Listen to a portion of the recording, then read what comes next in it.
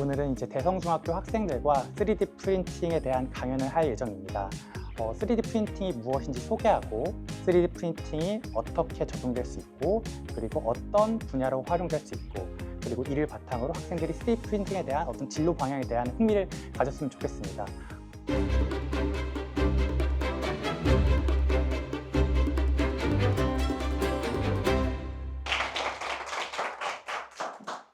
여러분 안녕하세요. 저는 오늘 한국연구재단과 함께하는 즐거운 이동과학교실 3D 프린팅 강연을 맡은 경북대학교 화학공학과 한구희라고 합니다. 먼저 간단한 제조공정 원리에 대해서 말씀을 드리도록 할게요. 우리가 어떤 물체를 만드는 데는 다양한 방법들이 있을 텐데요. 먼저 이런 틀 같은 걸 이용을 해가지고 주물 같은 걸 이용을 해가지고 우리가 물체를 넣고서 그 틀에 맞게 짜는 방법이 있을 테고, 아니면 어떤 큰 물체로부터 이렇게 하나하나 깎아내가지고 만드는 방법이 있을 테고, 아니면 반대로 아래쪽에서부터 하나하나 이렇게 층을 쌓아가지고 적층해서 만드는 방법들이 있습니다. 기존에는 이런 주물이나 절삭 같은 방법들이 많이 이용되어 왔어요. 근데 주물 같은 경우에는 어떤 하나의 그 주물의 틀의 모형이 있으면 그 한 가지 모형밖에 못 만들고, 그리고 절삭 같은 경우에는 큰 물체로부터 깎아내다 보니까 이제 재료의 소모가 많다는 단점이 있습니다. 반면 적층 방법을 이용을 하면은 우리가 원하는 모양에 맞게 3D 형상으로 자유롭게 만들 수 있고, 빠르게 만들 수 있고, 폐기물을 최소화할 수 있고, 간단하게 만들 수 있다는 장점이 있습니다. 그렇다면 3D 프린팅이라는 것은 이렇게 적층 방법을 이용해서 만드는 어떤 제조 방법 중에 하나인데, 3D 모델링을 통해서 우리가 원하는 어떤 디자인을 만들고 그것을 이러한 3D 프린팅을 바탕으로 해서 이제 프린팅함으로써 이렇게 프로토타입을 만듭니다. 그래서 아까 방금 말씀드렸다시피 어떤 적층 방법을 이용해서 어떤 디자인을 이렇게 아래층서부터 하나하나 쌓아가지고 최종적으로 원하는 형상을 만드는 방법입니다. 다음으로 3D 프린팅의 특징에 대해서 말씀드리도록 할게요. 3D 프린팅의 첫 번째 특징은 정확성입니다. 여기 보시면은 3차원의 굉장히 복잡한 구조가 있는데, 이제 이것을 3D 모델링을 통해서 정확하게 구현을 할 수가 있고요. 다음으로 다양성이 있습니다. 여기 보면 다양한 물체들이 있는데 이 모든 물체들을 3D 디자인을 통해서 제조를 할 수가 있고요. 반복성이 있습니다. 예를 들어서 우리가 3D 디자인을 통해서도 만들어서 어떤 파일을 만들면 그 파일을 반복해서 계속해서 출력할 수가 있고요. 아니면 기존에 있는 물체를 이런 식으로 3D 스캐닝을 통해서 모델을 만들고, 한번 모델을 만들면 우리가 계속해서 반복해서 출력을 할 수가 있습니다. 예를 들어서 여기 석상 같은 게 있는데 이것을 지금 3D 스캐닝을 계속해서 돌려서 한 다음에, 그러면 우리가 이걸 3D 디지털 파일로 만들 수가 있고요. 이렇게 해서 디지털 파일로 만들면은 컴퓨터로 입력이 가능하고, 이렇게 만든 이렇게 디지털 파일을 이제 3D 프린팅에 넣어가지고 출력을 하면은 이 모형을 계속해서 반복해서 출력을 할 수가 있습니다. 이 모형은 우리가 이제 그 CAD 같은 소프트웨어를 이용해서 이 안에서 세부적으로 수정이 가능하고, 크기를 줄였다가 크게 할 수도 있고, 다양하게 출력을 할 수가 있습니다. 그래서 이거를 이제 이 디지털 파일을 수정한 후에 이제 3D 프린팅에 이제 넣어 볼 건데요. 네, 이런 식으로 방금 넣은 디지털 파일을 3D 프린터에 넣으면은 이런 식으로 디지털 파일이 출력되는 것을 확인할 수가 있습니다. 다음으로 구현성이 있습니다.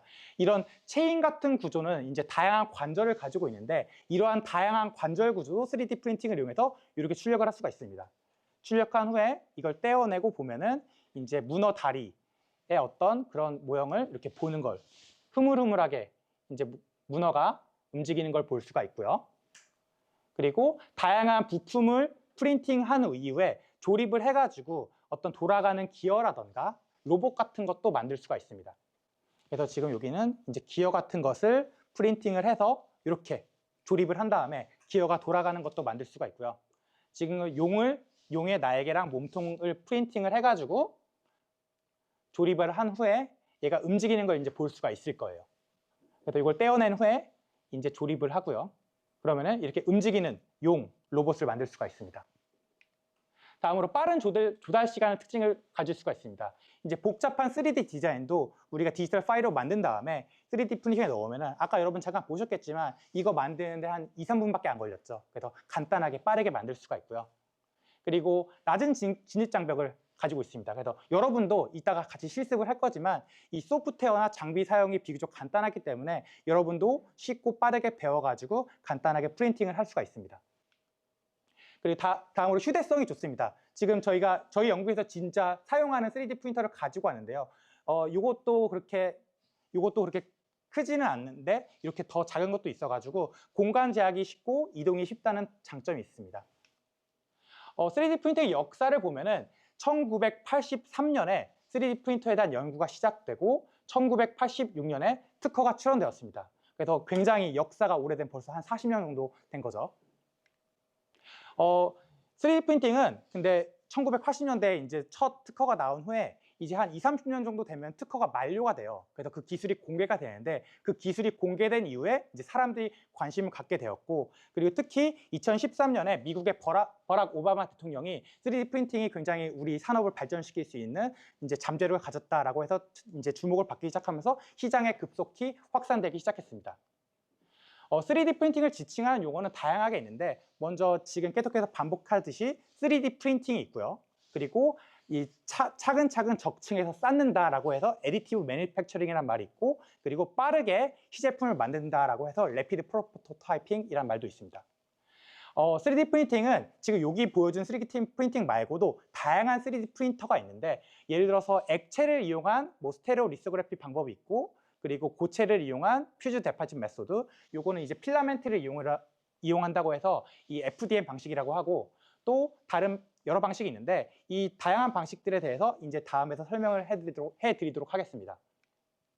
먼저 SLA 방식은 이제 액체 레진에다가 이제 가시광선이라는 UV 빛을 비춰가지고 딱딱하게 만드는 방식으로 진행을 합니다. 그래서 레이저를 쏴가지고 이제 그 부분을 경화시키는 거기 때문에 굉장히 높은 정밀도로 우리가 원하는 3D 프린팅 제품을 만들 수가 있습니다.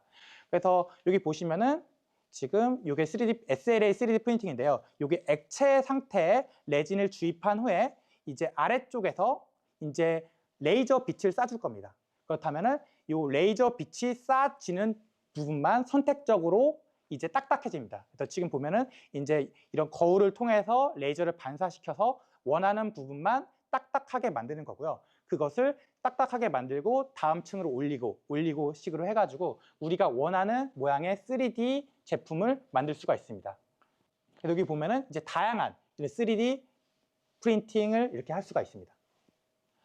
지금 여기서는 레이저를 선택적으로 이렇게 쐈는데요. 이제 디지털 라이트 프로세싱, DLP 방식이라고 해가지고 프로젝트를 쏴가지고 하는 방식이 있습니다. 이제 앞에서 SLA가 레이저로 한 부분만 이렇게 경화를 시켰다면은 DLP 같은 경우에는 이 프로젝트를 쏴가지고 이렇게 화면이 나오는 것처럼 지금 여기 보면은 이렇게 레이저를 이제 다양한 방식으로 조절을 해가지고 이제 여기 다음에 나오겠지만 이렇게 레이저에서 원하는 영상을 쏴서 이렇게 선택적으로 원하는 면을 이제 경화를 시킵니다. 그래서 앞에 보여드렸던 SLA 방식에 비해서 훨씬 더 빠르게 3D 프린팅을 할 수가 있습니다. 그래서 이렇게 3D 프린팅 만든 거고요. 다음으로 FDM 방식인데요. 앞에서는 이제 액체 상태의 레진에 이제 빛을 쏴서 경화를 시켰다면은 FDM 방식 같은 경우에는 고체의 필라멘트를 녹입니다. 그래서 지금 여기 보시면 이 노즐을 통해서 이 필라멘트가 이렇게 나오는 걸 볼 수가 있는데 이 노즐을 통해서 나오는 필라멘트 같은 경우에는 고체인데 열을 받으면 말랑말랑해집니다. 이 말랑말랑해진 것을 노즐을 반복해서 왔다 갔다 하면서 이렇게 쌓는 방식이고요. 다음으로 DIW 방식은 이제 다이렉트 잉크 라이팅이라고 해가지고 우리가 잉크를 만들어 가지고 주사기를 통해서 짜내는 방식으로 프린팅을 합니다. 요거 같은 경우 이제 연구 용도로 많이 사용이 되고요. 그래서 이렇게 잉크를 짜서 프린팅을 합니다. 그래서 뭐 압력을 가하거나 피스톤을 누르거나 스크류를 돌려가지고 이렇게 원하는 형태의 잉크를 짜낼 수가 있습니다.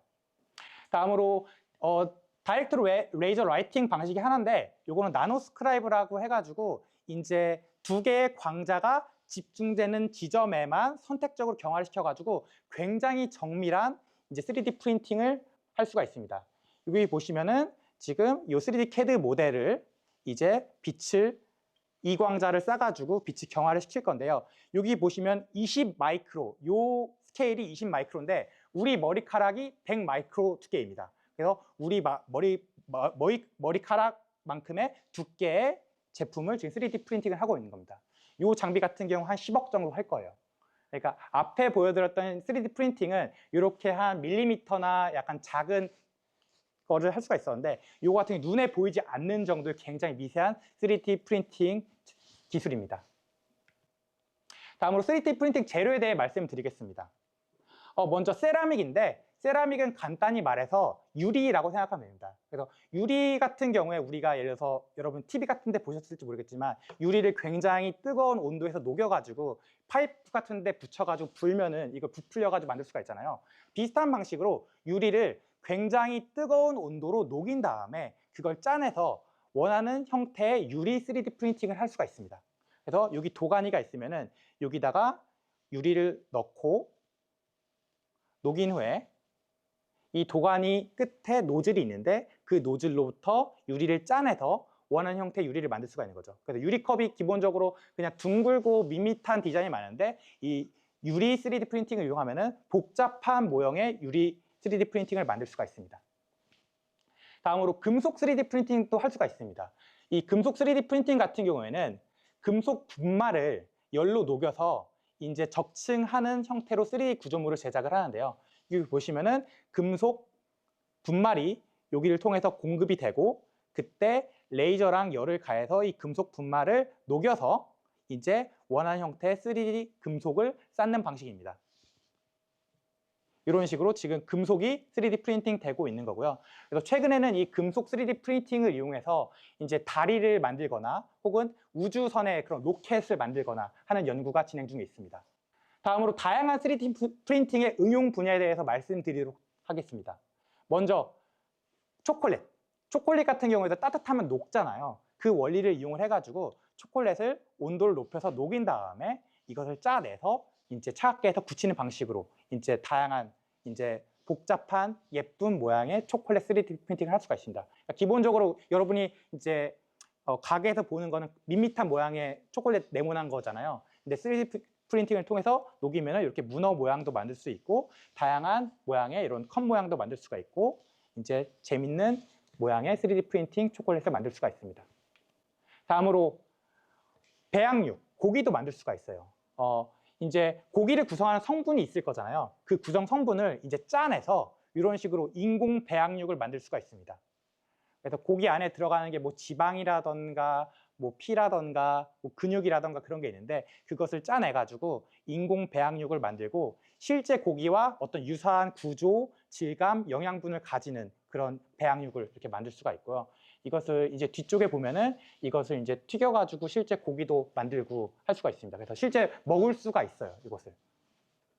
다음으로 의료 분야에도 이용을 할 수가 있습니다.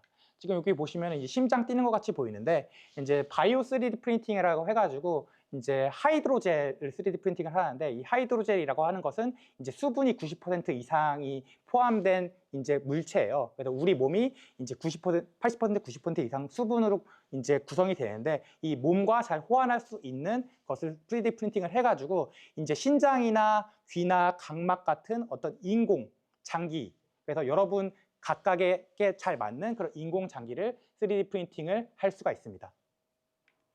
다음으로 보조기구. 몸이 불편하신 분들이 약간 그런 예를 들어서 인공 팔이나 인공 다리 같은 거를 끼잖아요. 그래서 여기 보시면은 이 3D 프린팅을 통해서 이렇게 인공 팔을 제작을 할 수가 있는데요. 그래서 이 부품을 3D 프린팅 한 다음에 이것을 조립을 해가지고 이제 이 소년에게 채워줍니다. 이 기술의 장점은 사실 이런 인공 팔이나 인공 다리가 굉장히 비싸요. 근데 이런 자라나는 아이 같은 경우는 계속해서 성장을 해서 이게 뭐 한 6개월이나 1년만 지나도 안 맞을 거잖아요. 근데 본인이 스스로 3D 프린팅 이걸 기술을 바탕으로 자신에게 맞는 것을 계속해서 바꿔가지고 이제 할 수가 있죠. 그래서 원래 인공 팔이나 인공 다리 사면은 막 몇백만 원, 몇천만 원 하는데 이제 혼자서 3D 프린팅을 이용해서 하면은 몇만 원, 몇천 원 정도로 본인의 어떤 인공 팔을 만들어서 사용할 수가 있는 것이죠. 다음으로 패션 분야에도 신발 분야에도 사용이 될 수가 있습니다. 그래서 이것은 아디다스에서 이제 자기들의 어떤 기술을 보여주는 건데요. 이제 사실 사람들마다 어떤 발의 모양이나 형태가 다 다르잖아요. 그것을 아까 보여드렸던 3D 스캐닝을 통해서 발 모양을 측정을 한 다음에 그것에 맞는 신발을 이렇게 3D 프린팅을 통해서 해서 이제 모두에게 맞춤형 신발을 통해서 훨씬 더 편한 신발을 신을 수가 있는 것이죠. 다음으로 건축 모형 제작을 할 수가 있는데 이제 사실 우리가 아파트라던가 이런 단지를 지을 때는 그 아파트가 어떻게 배치될지 파악을 할 수가 있어야 되잖아요. 근데 예전에는 어떤 스티로폼 같은 것을 이렇게 깎아내 가지고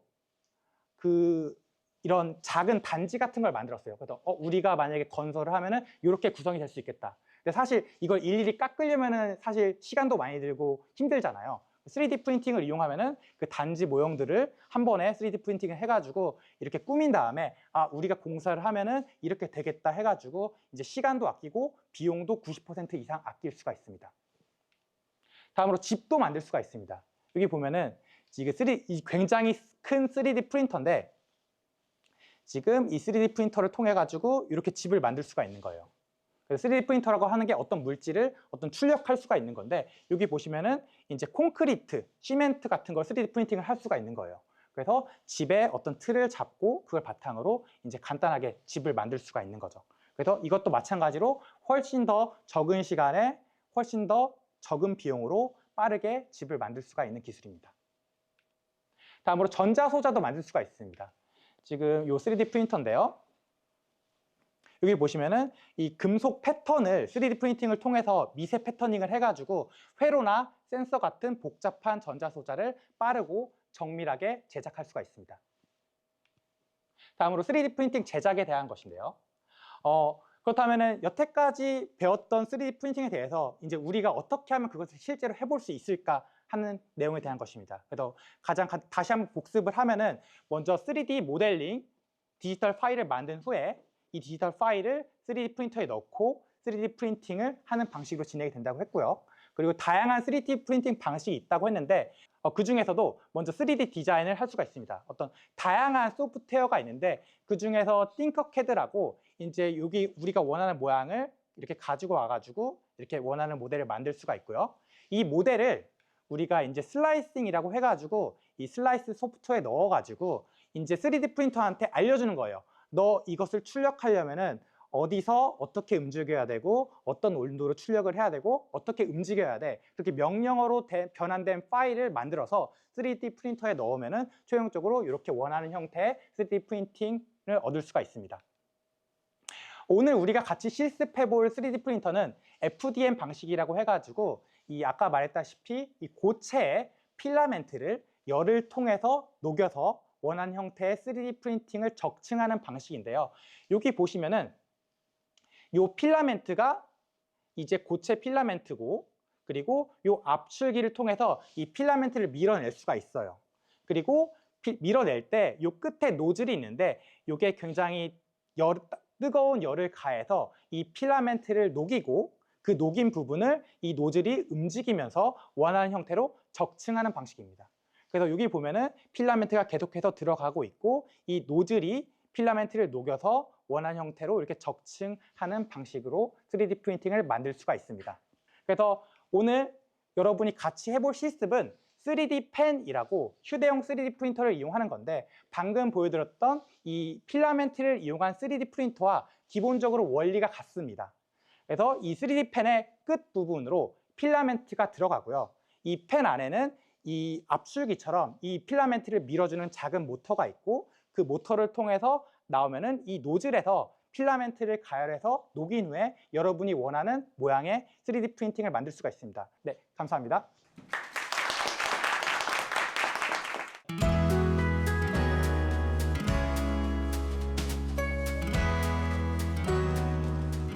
농어촌에서 학교를 다니고 있는 학생들 같은 경우에는 좀 이런 경험들을 하기가 많이 어렵다라고 생각을 하는데 이런 쉽지 않은 경험을 좀 애들이 접하면서 다양한 진로 탐색에 아주 좋은 영향을 줄 것 같습니다. 오늘 강연 배워가지고 굉장히 좋았고 다음에도 또 이런 강연이 있다면 계속 듣고 싶습니다. 제가 원래 3D 프린터로 진로 쪽을 생각을 해보지 못했는데 이런 경험을 하면서 되게 제 디자인 쪽 직업이랑 연관지어서 할 수 있었던 것 같고요.